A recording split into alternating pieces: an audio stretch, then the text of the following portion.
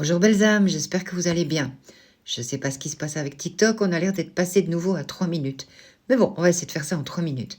Alors, comme je suis de nature curieuse, j'ai posé des questions sur la médiumnité à un chat d'intelligence artificielle et les réponses sont quand même assez stupéfiantes. Alors, je vous montre ça.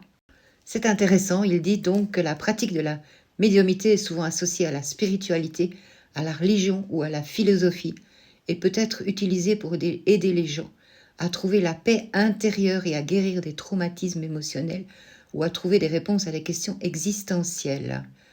C'est extrêmement intéressant, et puis il dit bien sûr que ce n'est pas une science exacte. C'est absolument juste. Ça, c'est la première question. Je vous montre la deuxième question. Donc ma deuxième question était comment savoir si c'est un vrai médium.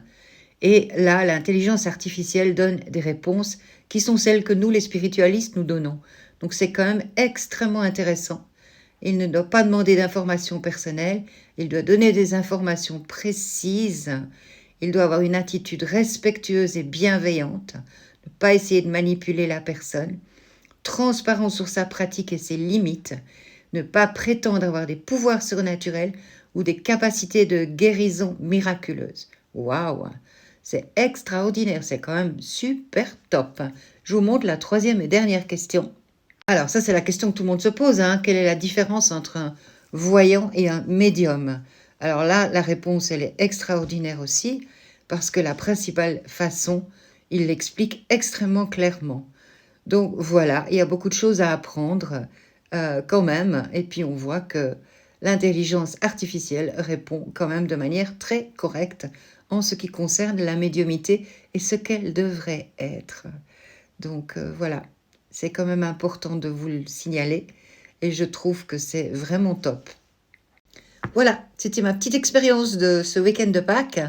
Il faut bien s'amuser un petit peu, mais s'amuser de manière intelligente parfois aussi et se rendre compte que, moi je me dis que parfois il peut y avoir quand même le monde spirituel qui est aux commandes au-dessus, qui sait. En tout cas, c'est toujours assez étonnant. Je vous souhaite un merveilleux week-end pascal. J'espère vous retrouver tout bientôt.